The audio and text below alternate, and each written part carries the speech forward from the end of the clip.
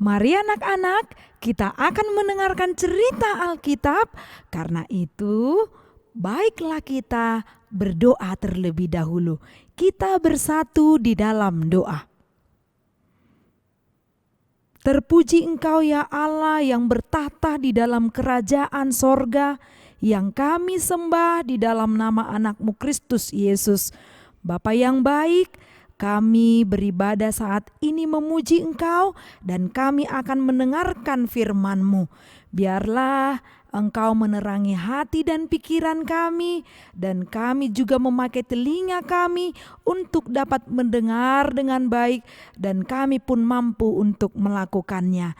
Terpuji Engkau ya Allah, di dalam nama anak-Mu Kristus Yesus, kami berdoa dan bersyukur. Amin. Anak-anak, cerita Alkitab kita pada minggu saat ini tertulis di 2 Raja-Raja.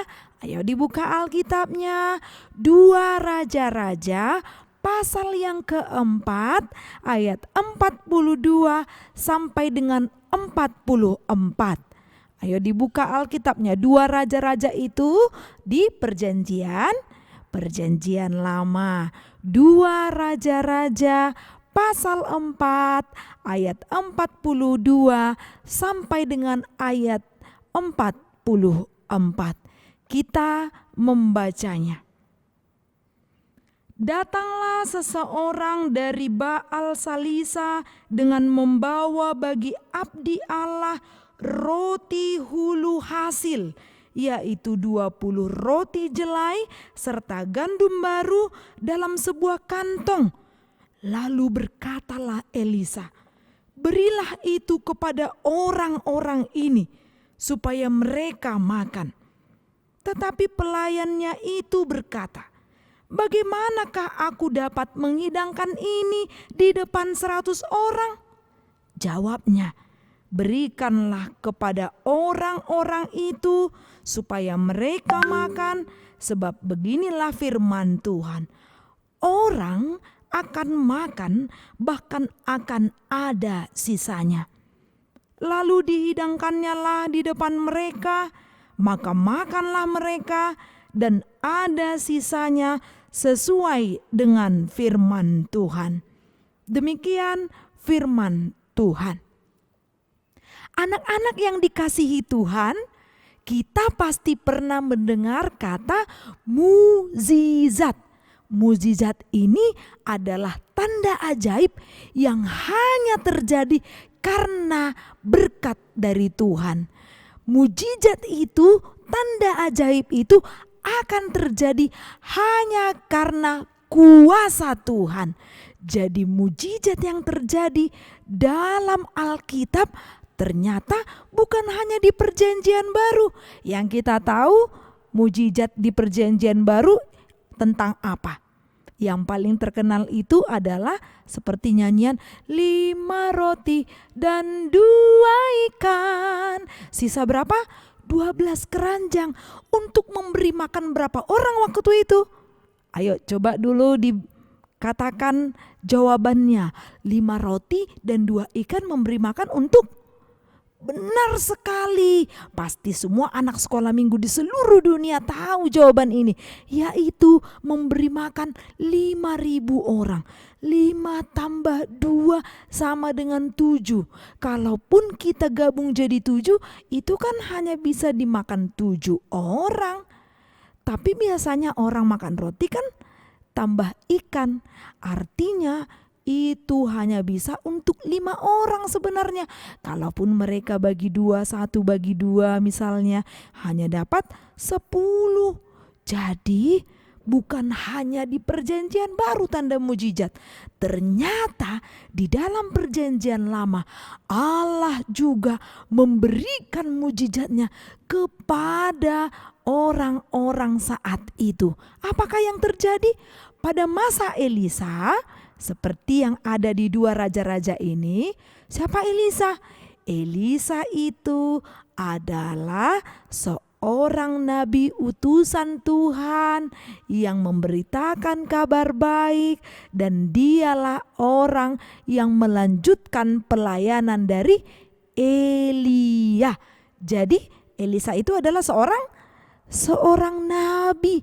Elisa diutus Tuhan untuk memberitakan kabar baik supaya semakin banyak orang yang mengenal Allah, dan supaya orang yang sudah mengenal Allah tidak berbalik dari Allah kita yang baik itu. Nah, tanda mujizat apa yang terjadi sewaktu masa Nabi Elisa? Sebenarnya banyak sekali, tetapi sebelum nas ini ada mujizat, yaitu saat seorang perempuan, yaitu yang sudah kehilangan suaminya karena suaminya meninggal. Dia hanya punya sedikit minyak di dalam buli-buli atau di dalam kendi, dan ternyata isinya hanya sedikit sekali. Ternyata utangnya itu banyak. Datanglah penagih-penagih hutang ke rumahnya. Bagaimana mungkin kalau misalnya minyak ini hanya untuk bisa saya gunakan untuk memasak? Kalau untuk dijual, mana mungkin orang mau menerima ini yang saya akan jual? Tidak mungkin terjadi. Akhirnya dia pun datang ke Nabi Elisa. Dia datang menjumpai Nabi Elisa untuk memohon berkat dari Tuhan melalui Nabi Elisa. Apa yang terjadi? Ternyata minyak yang ada di dalam kendi itu, yang ada di dalam buli-buli itu berisi dan dapat kembali dijual untuk membayar utang-utangnya. Itulah mujizat salah satu dari sebelum nas kita saat ini. Itu bisa kita baca di 2 Raja-Raja pasal 4 juga. Di awal-awal kita baca pasal 4 itu akan kita baca tentang melipat gandakan minyak yang dikerjakan oleh Allah melalui Nabi apa tadi namanya? Nabi Elisa. Nah, kemudian di nas ini juga terjadi mujizat. Apakah mujizatnya? Saat itu ternyata sudah terjadi bahaya kelaparan. Pernahkah mendengar tentang kisah terjadinya kelaparan hebat? Kalau terjadi kelaparan hebat, orang yang menabung, orang yang sudah mengumpulkan bekal sebelum terjadi kelaparan, maka dia tidak akan kesulitan. Saat itu sudah terlampau lama terjadi bahaya kelaparan. Akhirnya orang-orang pun kesulitan untuk makan.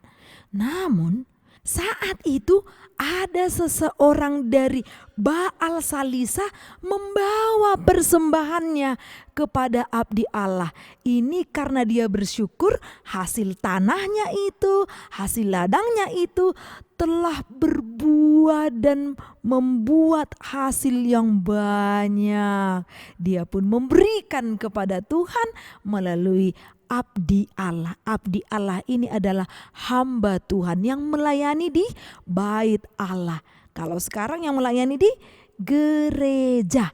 Jadi teringat tentang persembahan selama 2 tahun ibadah online.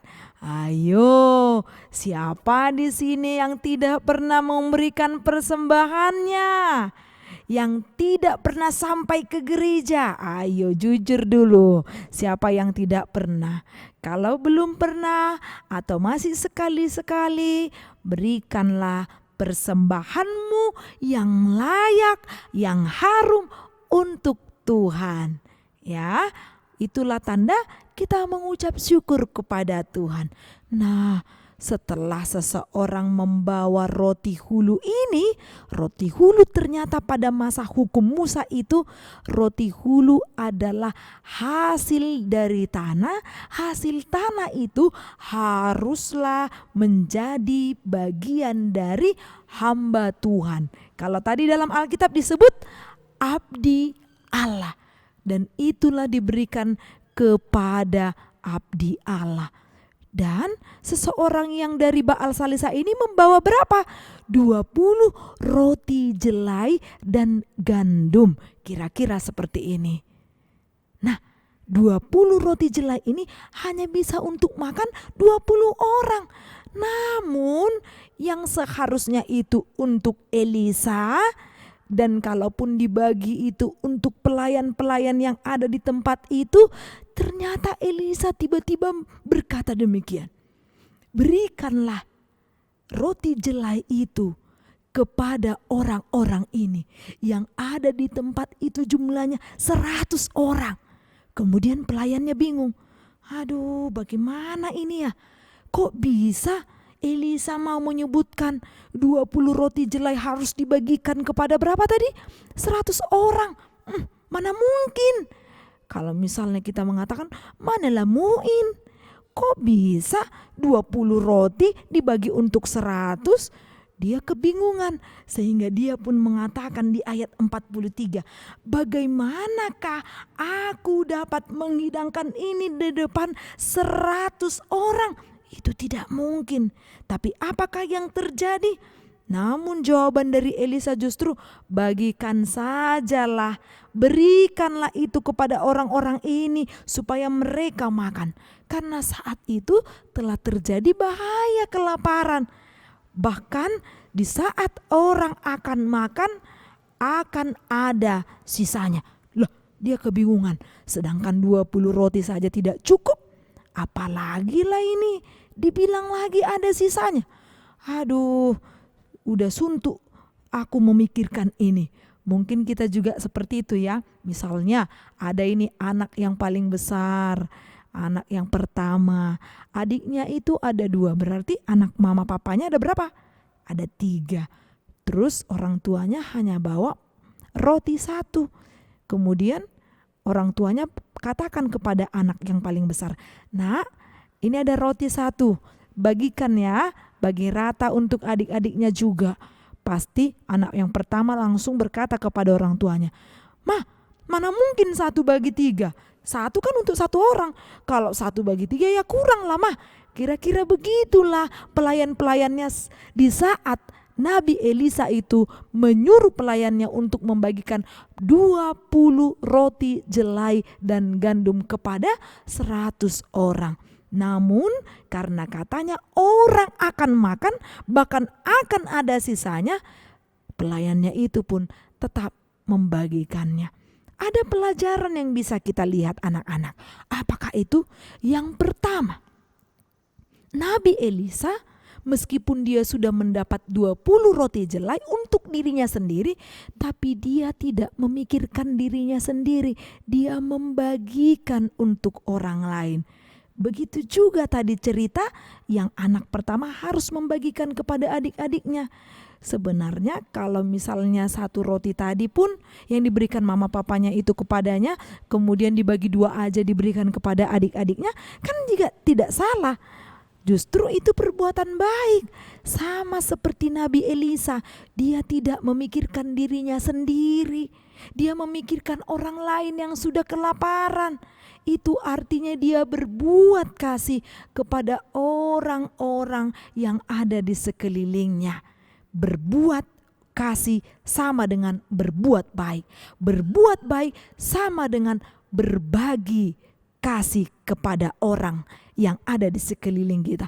Tidak hanya kepada adiknya, tidak hanya kepada orang tua, tidak hanya kepada satu suku dengan dia, satu marga dengan dia, atau satu gereja. Tidak. Orang yang membutuhkan bantuan harus kita tolong. Yang kedua, pelajaran yang berharga adalah ternyata betul yang dikatakan oleh Nabi Elisa. Setelah dihidangkan di depan mereka, makanlah mereka, menyantap roti itu tadi yang 20. Ternyata sesuai dengan firman Tuhan, ada sisanya. Disinilah tanda mujizat itu terjadi. Untuk anak kelas berapa yang sudah belajar math atau matematika? Kalau misalnya dibuat 20 bagi 100, berapa hasilnya? Pasti secuil-secuil, itu tidak akan cukup. Tapi lihat, mujizat Tuhan itu nyata terjadi bagi orang-orang yang ada di tempat di mana Nabi Elisa berada. Ternyata mujizat itu terjadi pada saat itu. 20 roti itu bukanlah kurang, tapi justru ada sisanya. Bagi orang yang percaya, bagi orang yang berdoa dengan sungguh, maka dia percaya sama seperti yang tertulis dalam Lukas 1 ayat 37. Sebab bagi Tuhan tidak ada yang mustahil. Ayo kita sama-sama membaca dulu Lukas 1 ayat 37. Sama-sama kita buka Alkitabnya, Lukas 1 ayat 37. Dua. Iya. Sebab bagi Allah tidak ada yang mustahil. Ayo dihafal dulu sejenak. Inang tunggu dalam hitungan 5 dalam hati Inang. Dihafal dulu Lukas 1 ayat 37.